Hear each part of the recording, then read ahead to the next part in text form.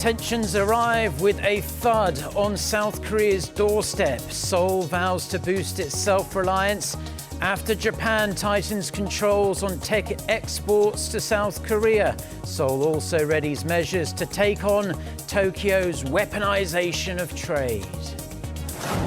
It was all smiles at the DMZ last weekend, but North Korea's UN envoy spoils the vibe by blasting Washington.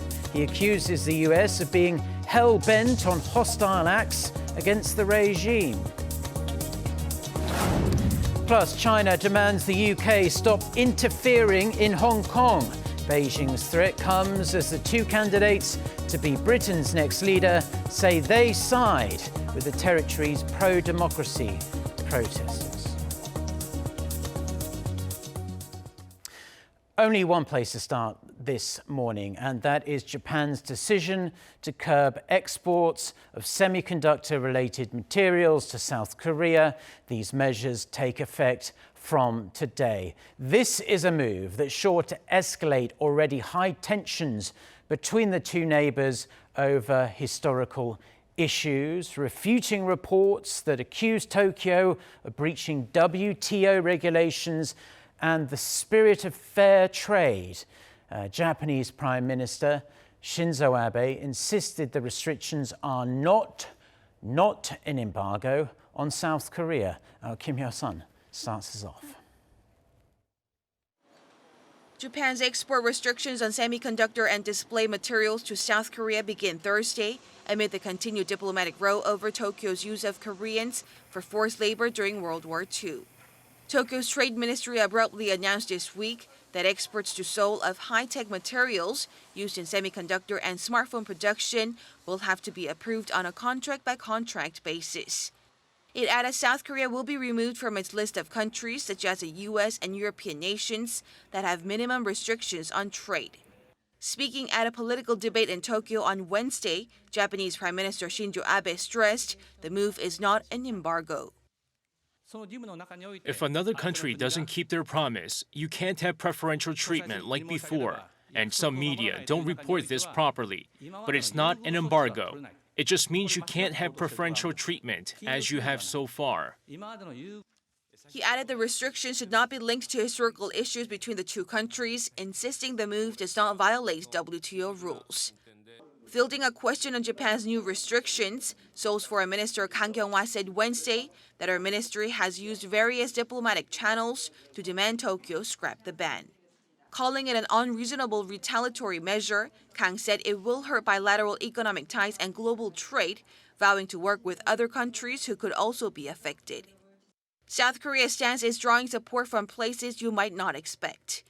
Japan's Asahi Shimbun published an editorial on Wednesday urging Tokyo to withdraw such measures that go against the principle of free trade.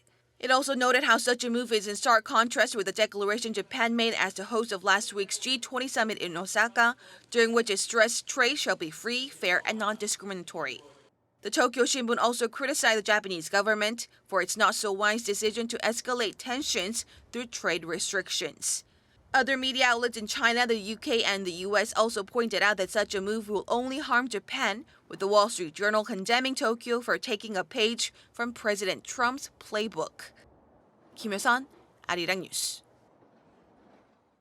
Now, President Moon Jae-in is going to be meeting with Son Jong-ui, a Japanese billionaire businessman of Korean descent and the CEO of holding company SoftBank, at the presidential office in Seoul in the coming hours. During his meeting with Son, who is also known as Masayoshi Son, President Moon is likely to ask for his thoughts on innovative growth and the fourth industrial revolution, to draw upon Son's vast experience in the field. The visit comes amid the sharp downturn in South Korea-Japan relations as a result of Tokyo's tech-related export restrictions against Seoul.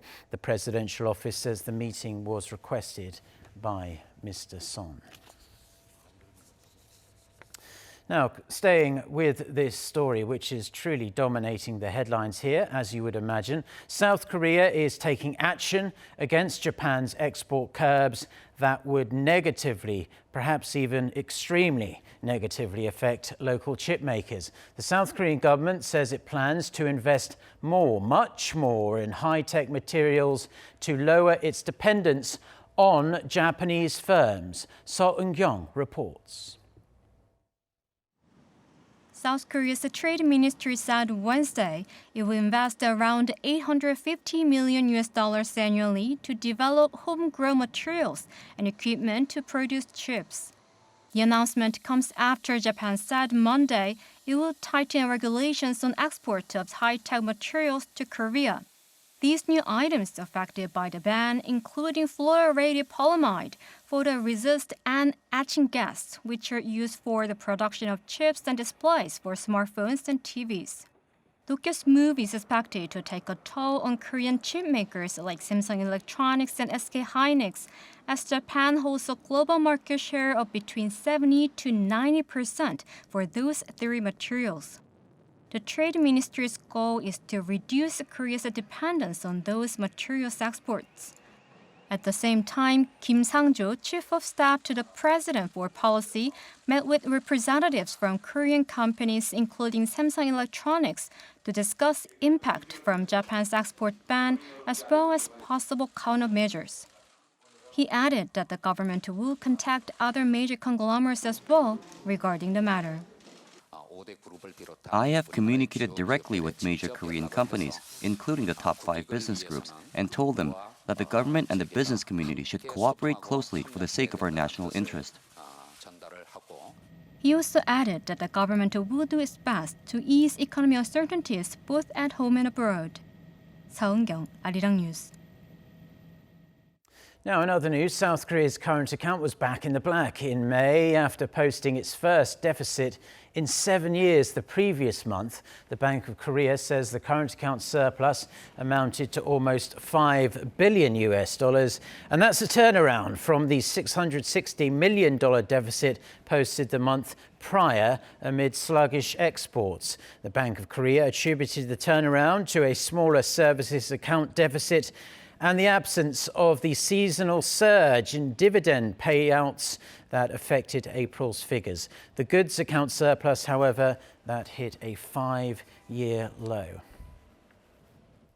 Now, it seemed Huawei was mostly in the clear following comments from US President Donald Trump over the weekend in Osaka, but it appears that might not actually be the case, despite Trump saying Huawei products not deemed to be a national security risk to the United States would be allowed in and out of the US. However, the Commerce Department has reiterated Huawei is still on the entity list, suggesting the Chinese tech giant is still blacklisted by Washington. Won Jung-hwan reports.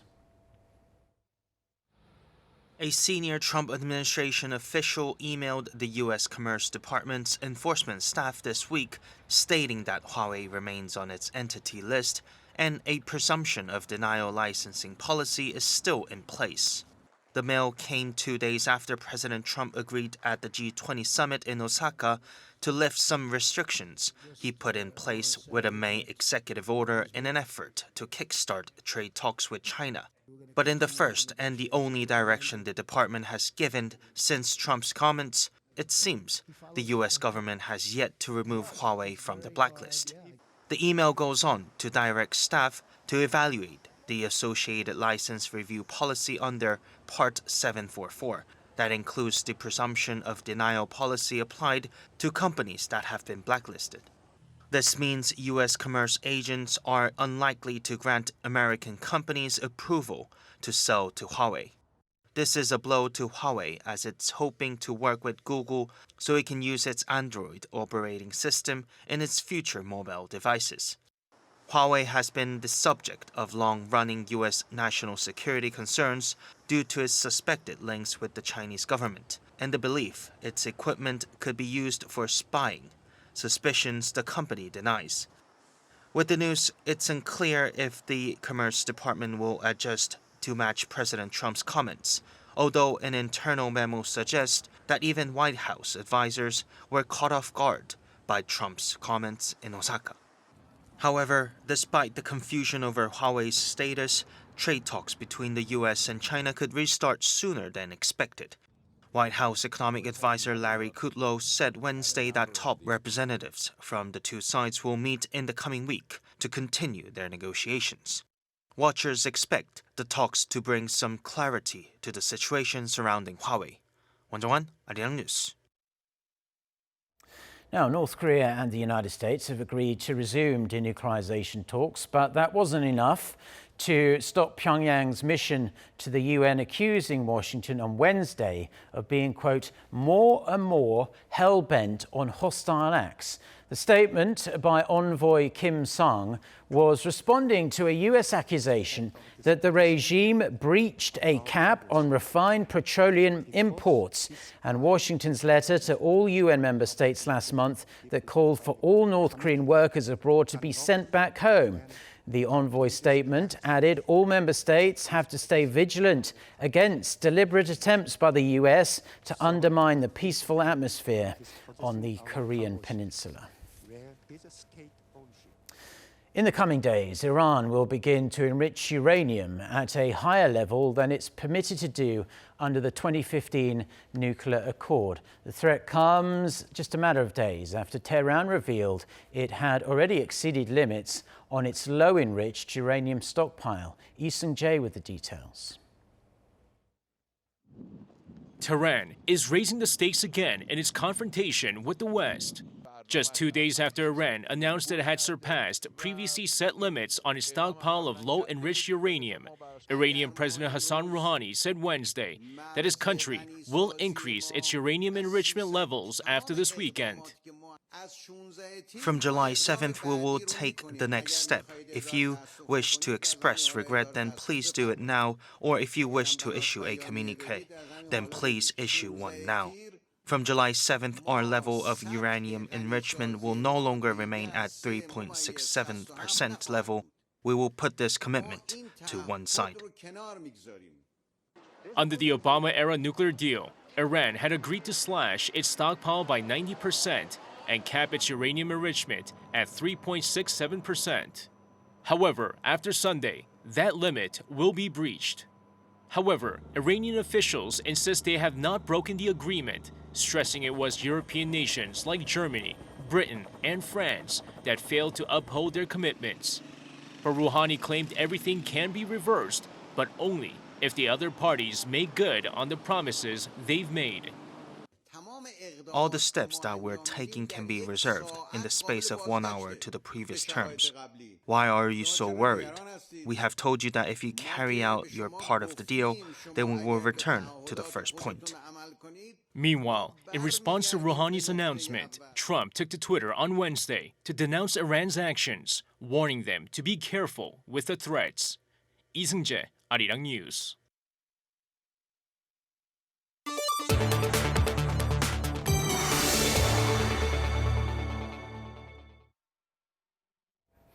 Following British Foreign Secretary Jeremy Hunt's show of support for the protesters in Hong Kong, Boris Johnson, Hunt's rival to be Britain's next Prime Minister, has also thrown his support behind the pro-democracy demonstrators. For more on this and other news from around the world, let's turn to our Hong Yu. So tell us more about what Boris Johnson had to say.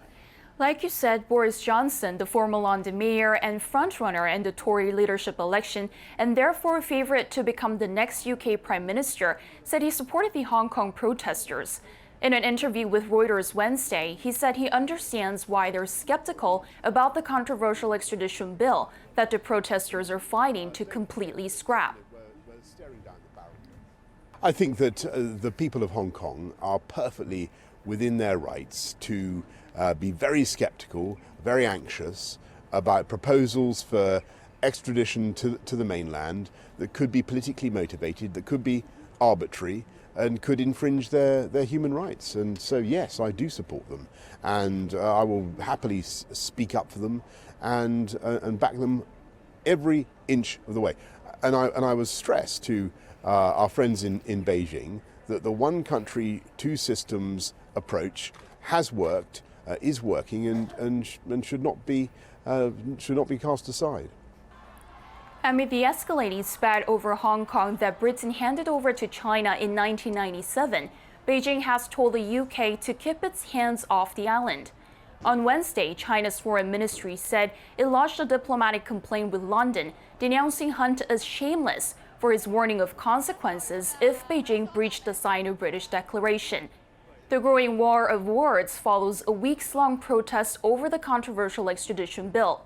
Marking the 22nd anniversary of Hong Kong's handover from Britain to China, protesters stormed Hong Kong's Legislative Council building on Monday, vandalizing walls and hanging the old British colonial flag before they were dispersed by riot police.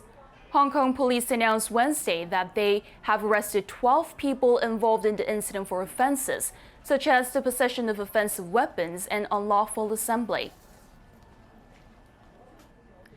U.S. President Donald Trump is preparing for the biggest Independence Day celebration at the Lincoln Memorial this year. The event, called Salute to America, to be held on Thursday, will include a military parade, concerts, fireworks, and a speech by the president. However, what President Trump calls a celebration of the country is seen by critics as Trump trying to take the spotlight during the traditionally nonpartisan July 4th celebrations, and another effort to separate himself from every other president. It also raised questions on who will foot the bill for the celebration. According to the Washington Post, some of the events were paid for using National Park Service's funds used for park maintenance.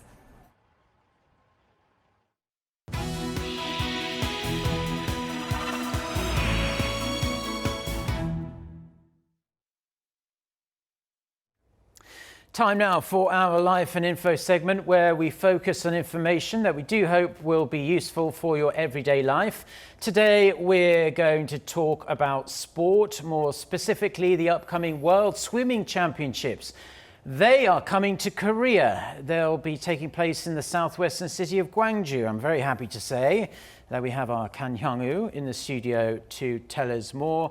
Hyung-woo looking sharp today as always, but it's always really exciting when one of these big global sporting events arrives in South Korea. Give us some more details about what we can expect. Yes, indeed, it's an exciting time that's coming up. The world's biggest biannual swimming competition will take place in Gwangju, as you just said. So the FINA World Championships will begin next Friday, that is July 12th, and run until the 28th. It's also the first time that South Korea is hosting the world's biggest global swimming competition, and Gwangju is setting records for the most number of participating athletes and countries. So almost 3,000 athletes from about 200 countries will compete at this year's FINA World Championships. So over the course of 17 days, the athletes will compete in swimming, diving, high diving, artistic swimming, open water swimming, and water polo at 5 different venues, 4 in Gwangju and 1 in Yeosu. Just in case you're wondering, artistic swimming used to be called synchronized swimming. Okay. So in the meantime, on a different note, I just talked to the organizing committee this morning, and they said the deadline for the competition registration ended as of 9 a.m. And they said they're still waiting on North Korean athletes to give them a response on whether they're going to participate in this year's event. So they say they're going to wait until the very last minute before the opening ceremony that will take place next Friday. Right, that sounds very typical of North Korea in that regard. Would there be any chance of a unified team then, or would it be South Korea and North Korea? It'd just be too late at that point, I suppose. So it would be too late because they'd have to, kind of exercise together before the competition. No time for training. No time for training. And how would their sudden arrival affect the setup of the races and the events as well as the seedings? So actually, the committee says that shouldn't be that big of a problem, as North Korean athletes usually take part in diving and artistic swimming, both of which aren't really schedule sensitive. Okay, well, we'll have to see whether they make the choice to come to Gwangju. I'm sure we'll hear something perhaps the day or two before the World Swimming Championships kick off, but we hope that they do make the choice to fly down or take the train down to Gwangju for this. But as far as the competition itself, we are based in South Korea, so what we all want to know is whether South Korea has some medal hopefuls for this championships. So as much as I hate to say this, unfortunately, South Korea's biggest swimming star, Park Tae-wan, who won a gold medal in the 400-meter freestyle at the 2008 Beijing Olympics, is not going to participate in this year's FINA World Championships. But, hopes remain alive with South Korea's very own Kim So-young. Yeah, but why isn't Park Tae-wan taking part then?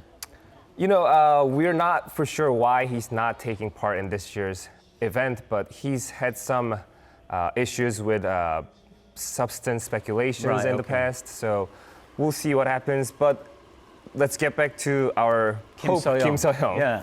She won gold in the women's 200-meter individual medley at the 2018 Jakarta Palembang Asian Games, and she actually set a new Korean and Asian Games record time there, while taking the silver medal in the 400-meter individual medley. We actually got to meet her last month at the Donghwa swimming competition, where the 25-year-old said her goal in Gwangju is to challenge for the world record. Wow. I was preparing for this upcoming championship since the Asian Games last year. Whether you see the time remaining is short or long, I'll get my fitness up step by step to get a good result in the end. Well, we hope she and the rest of the South Korean swimmers do very well at these championships. If she's going for the world record, then she surely must think she's in with a chance of getting at least a medal there. Since this is a global sporting event, it's sure to attract many, many visitors from all over the world are going to be descending on Gwangju from next Friday. Tell us about some of the other events that the city has laid on to keep them entertained while there isn't anything going on in the pool. So indeed, the city of Gwangju has prepared a lot, from a traditional Korean music and a multicultural street festival. Many events and performances have been prepared for not only the athletes, but also for the visitors on the sidelines of the swimming competition. So according to the organizers, Market Street will be operated at Nambu University, which is the main venue of the FINA Championships, from the opening day next Friday.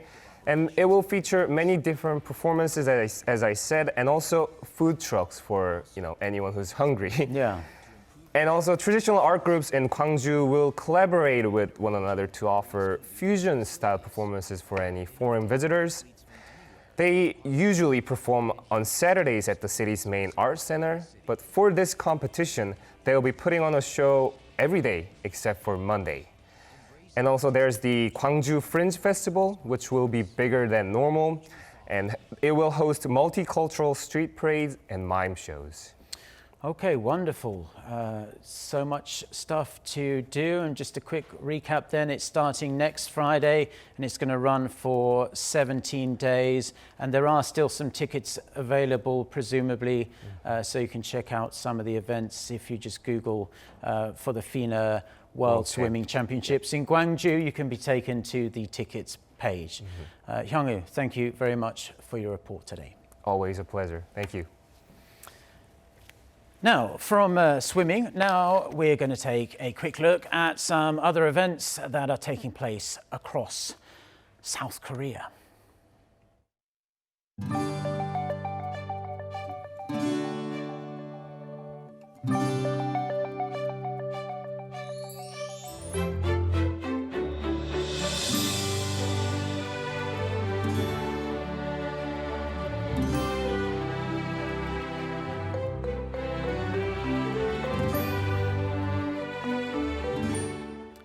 Now, if you're watching us in Seoul and are wondering what to do this weekend, then why not check out an exciting sporting event, not not swimming, in the western part of the capital, Seoul. The Seoul Sevens International Rugby Festival is going to be held at Mokdong Stadium for 2 days from this Saturday. It's organised by the Seoul Rugby Union, and the event invites 240 participants from 6 different countries. The top teams in each division, they'll all be awarded over $8,500 in prize money. So lots of incentive there. Even better, entry for the event is free, regardless of whether you're a child or an adult. Besides from the rugby, the festival will also lay on outside entertainment as well, including cheerleading shows and tag rugby for kids.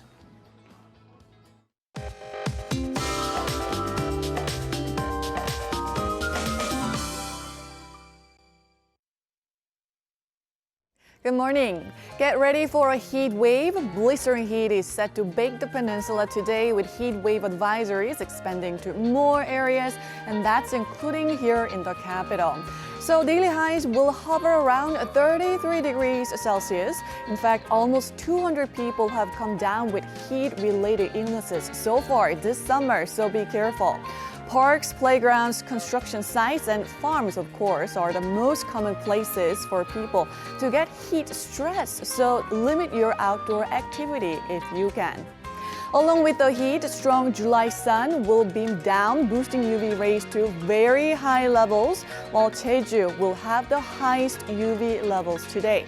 So take precautions and take it easy during the hottest parts of the day. That's Korea for you, and here's the international weather for viewers around the world.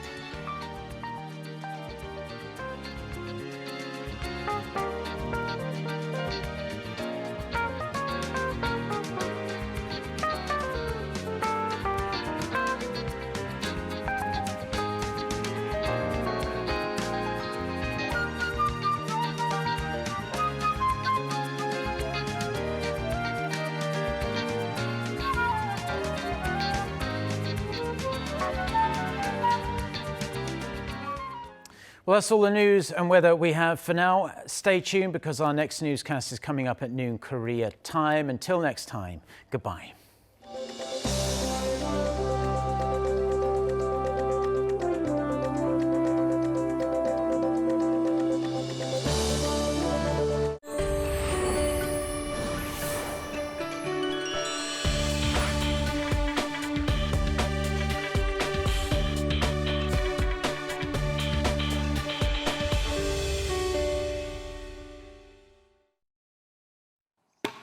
그때요 춘향에는 독수공방 상사 일념으로